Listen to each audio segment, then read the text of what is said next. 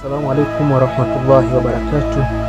Karibuni katika darsa za Mwalimu Abul Hassan Jumar, mtaalamu wenu wa kufasiri ishara za nyota na ndoto na utatuzi uliokuwa sahihi, ikiwa tunaendelea katika kufafanua ishara za hizi siku mbili, yani tarehe 27 na tarehe 28 ya mwezi wa 5 mwaka huu 2026, yani mwaka 2026. Tayeb, katika haya matukio muhimu mkubwa ni vile ambavyo tunakuwa tunawakumbusha, tunawazindua na kisha tunawaonesha njia nini cha kufanya, ambayo imekuwa ni faraja, imekuwa ni ponyo katika mioyo yetu, lakini ni faraja katika maisha yetu ya kila siku. Tayeb, tukianza na nyota hii ya kwanza ambayo ni kondoo, utafaulu katika mipango ya kuongeza maarifa. Wenye matatizo ndio muda wa kupata ufumbuzi. Ni vizuri kama utanitafuta kwa kujua siri za kufanikiwa zaidi. Upande wa mahusiano, mvuto katika upendo wako vinaongezeka. Kipato, ubunifu au unachokitaka kinaweza kuleta pesa, na hii ikiwa hauna mikosi. Ushauri katika nyota hii ya kondoo, usifanye kila jambo kwa kuwa mashindano. Yani usifanye kila jambo kwamba ni sehemu ya kufanya mashindano, wakuone wewe umekuwa mshindi. Usifanye hivyo. Nyota ya pili ni ng'ombe. Utakutana na watu walio maarufu siku hizi mbili, na utafurahiwa na kupewa heshima hapo unapoishi, na acha kufuatilia mambo yasiyowezekana. Upande wa mahusiano, masuala ya familia au nyumba yanahitaji umakini. Kipato, matumizi ya nyumbani yanaweza kuongezeka, na ushauri, tengeneza utulivu wa ndani kwanza. Yani utulivu wa ndani ni ndani ya moyo wako na katika mahusiano yako na watu wako wa karibu. Hivi ndio vinakuwa vitu vya ndani kabla ya kwenda nje zaidi. Tayeb, nyota ya tatu ni mapacha. Katika kipindi hiki cha siku mbili, yani tarehe 27 na 28 mwezi wa 5 mwaka 2026, unayotarajia utayapata kiasi. Furaha zitaongezeka, utapata misaada mbalimbali, ushirikiano utaupata kwa haya unayohitaji. Upande wa mahusiano, katika nyota hii ya mapacha, mazungumzo ya kimahaba au ule utani katika mapenzi na ukaribu yanaongezeka. Kwa hiyo ni vizuri ukayaimarisha. Upande wa kipato, biashara za mitandaoni, simu zinaweza kushika kasi na zikaleta faida zaidi upande wako. Ushauri, usisambaze nguvu zako kila upande. Nyota ya kaa ni nyota ya 4. Ubaya utajitokeza katika mambo yako, huzuni zinazojitokeza, uwe mvumilivu, ni vizuri tukawasiliana.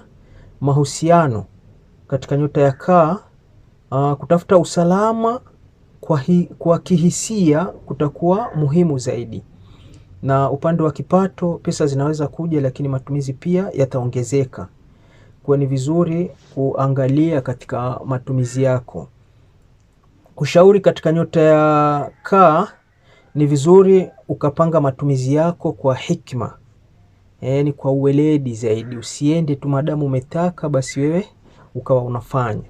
Nyota ya simba ni nyota ya 5. Usumbufu au vituko vitajitokeza kwa wingi. Unaweza kuanzisha jambo, usiwe na wasiwasi. Jambo hilo ni vizuri liwe lenye faida pia. Upande wa mahusiano, katika nyota hii ya simba, mvuto wako utaonekana zaidi.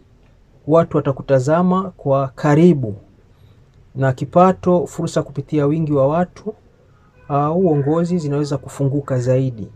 Yani umaarufu wa watu, basi katika kipato chako itakuwa ni fursa zaidi. Na ushauri, tumia kujiamini zaidi bila kuwa na kiburi. Yani ukajiona wewe ndio wewe, unajiamini zaidi, haitokuwa nzuri hiyo. Nyota ya 6 ni mashuke. Kutajitokeza mipango ya pesa ambayo ni mali. Utachohitaji kutenda, usiwe mwenye haraka. Mahusiano, katika nyota ya mashuke, hisia zilizofichwa zinaweza kuongezeka. Upande wa kipato, kazi za nyuma ya pazia zinaweza kuleta matokeo. Nyuma ya pazia maana ni vile vilivyokuwa vimefichikana, yani kwa huko nyuma. Ushauri, pumzika kiakili na usijichoshe sana. Nyota ya 7 ni nyota mizani.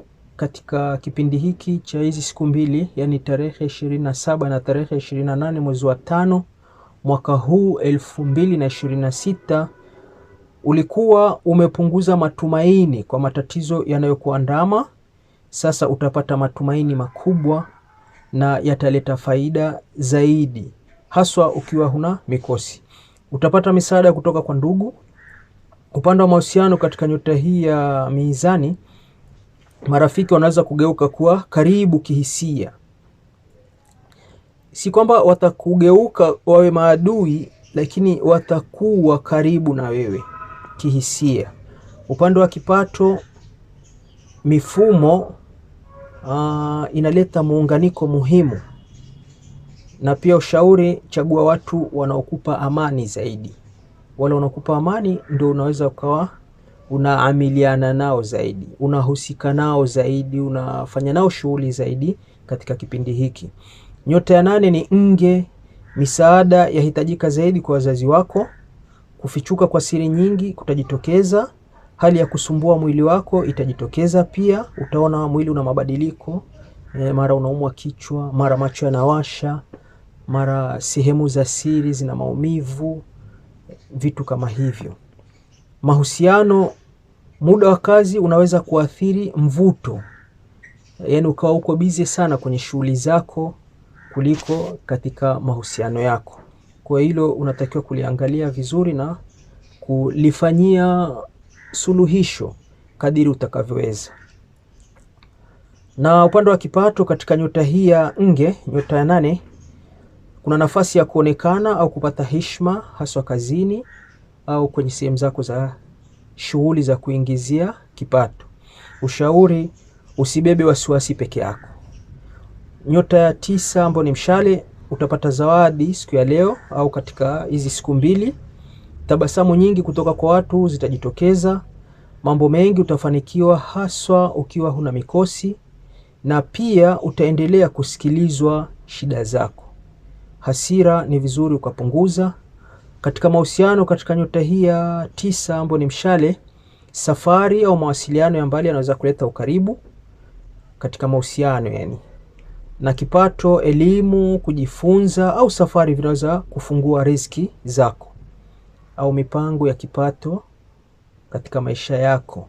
Ushauri, panua mtazamo wako, pevuka kifikra, maana hiyo.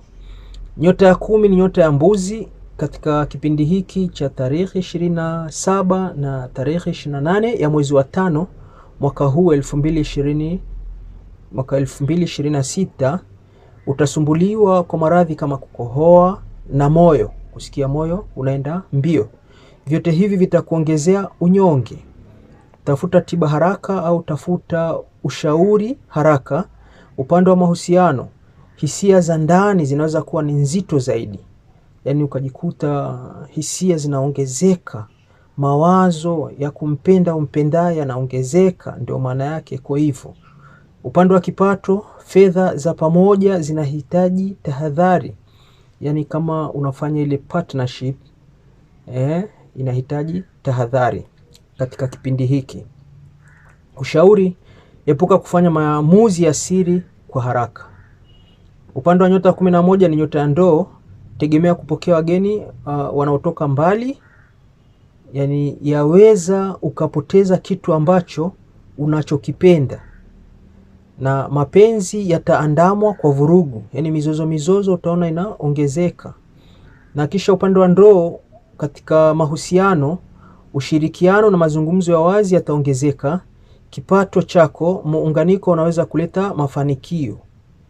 Yani kufanya shughuli za pamoja ndio zinazoweza kuleta mafanikio zaidi. Upande wa ushauri, sikiliza maoni ya wengine, wasikilize wenzio, maana yake. Twaib, nyota ya mwisho katika kipindi hiki cha tarehe 27 na tarehe 28 mwezi wa 5 mwaka 2026, wasiwasi utaongezeka, mnavyosubiria havitotimia, ahadi nyingi bado hazitotimia. Yaani utaona unaahidi wewe haitekelezwi au hutekelezi, wanaokuahidi pia wasitekelezi. Uwe ni mwenye subira kwa kusikiliza uzushi utakao kufikia, maana watu watakuzushia mambo makubwa.